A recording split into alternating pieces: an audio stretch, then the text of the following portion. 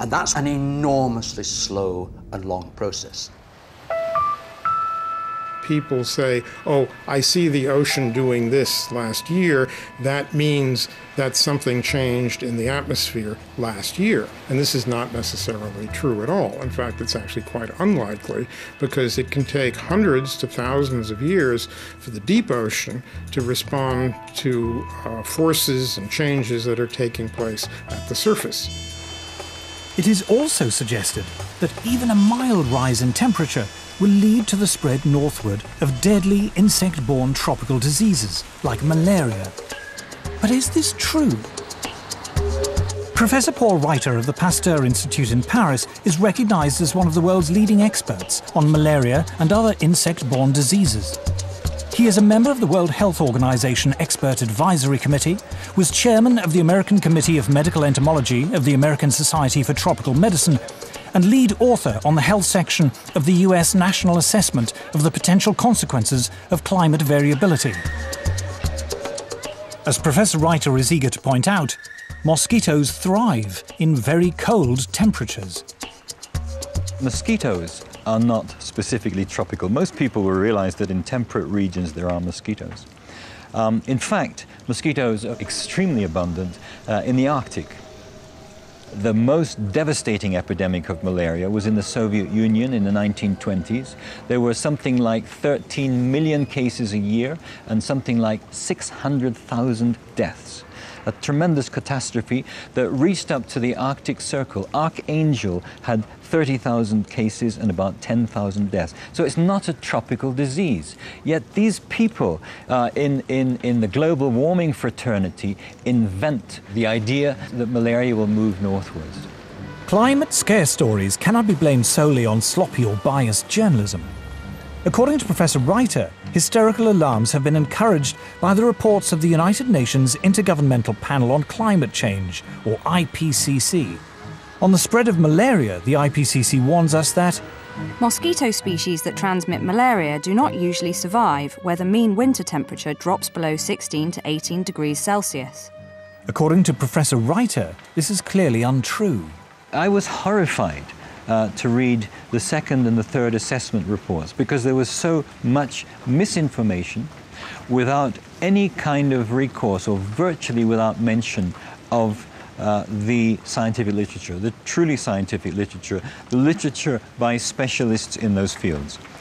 In a letter to the Wall Street Journal, Professor Frederick Seitz, former president of America's National Academy of Sciences, revealed that IPCC officials had censored the comments of scientists. He said that this report is not the version that was approved by the contributing scientists. At least 15 key sections of the science chapter had been deleted. These included statements like, none of the studies cited has shown clear evidence that we can attribute climate changes to increases in greenhouse gases.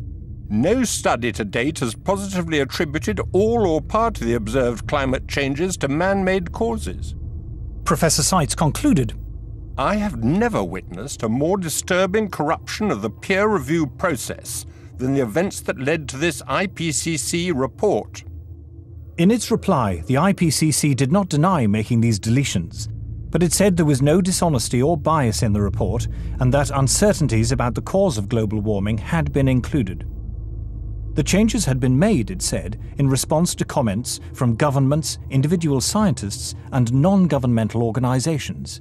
When I resigned from the IPCC, I thought that was the end of it. But when I saw the final draft, my name was still there, so I asked for it to be removed. Well, they told me that I had contributed, so it would remain there. So I said, no, I haven't contributed because they haven't listened to anything I've said.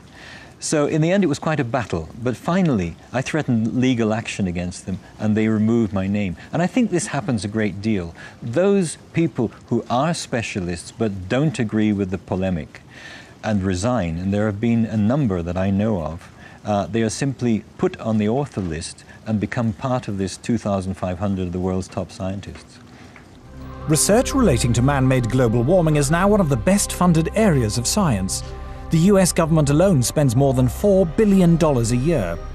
According to NASA climatologist Roy Spencer, scientists who speak out against man-made global warming have a lot to lose. It's generally harder to get research proposals funded because of the stands that we've taken publicly. And you'll find very few of us that are willing to take a public stand because it does cut into their research funding.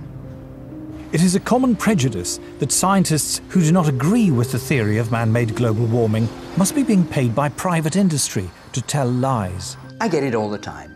You must be in the pay of the multinationals.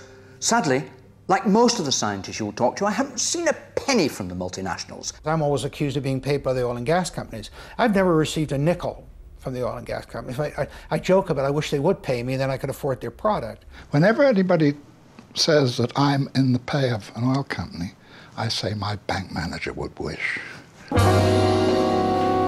There is almost no private sector investment in climatology. And yet, to be involved in any research project which involves an industry grant, no matter how small, can spell ruin to a scientist's reputation. Modern technology fueled by greenhouse gases. Patrick Michaels is Professor of Environmental Sciences at the University of Virginia. He was chair of the Committee on Applied Climatology at the American Meteorological Society, president of the American Association of State Climatologists, the author of 3 books on meteorology, and an author and reviewer on the UN's Intergovernmental Panel on Climate Change. But when he conducted research which was part funded by the coal industry, he found himself among those under attack from climate campaigners. British-based corporations are some of the worst climate criminals on the planet.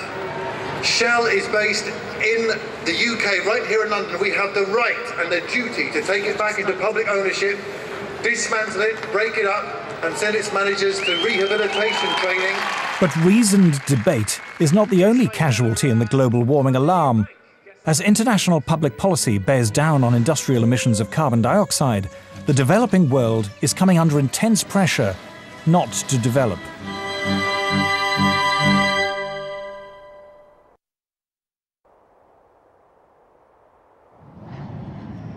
I'm no expert on climate change, I'm no scientist, and what I'm going to say next is a great big turn-off. It's just that. Turn it off!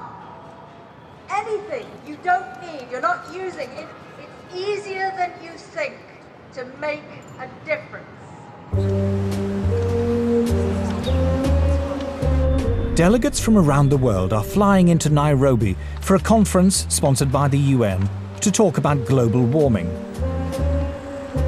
Civil servants, professional NGO campaigners, carbon offset fund managers, environmental journalists and others will discuss every aspect of man-made climate change, from how to promote solar panels in Africa to the relationship between global warming and sexism. The conference lasts 10 days.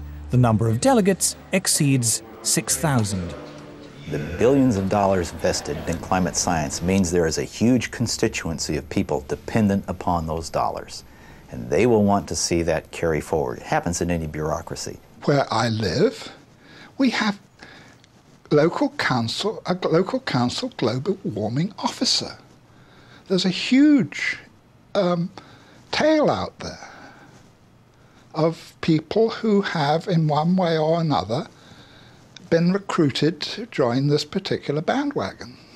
Anybody who stands up and says, hey, wait a minute, let's look at this coolly and rationally and carefully and see actually how much merit, how much this stands up, they will be ostracized.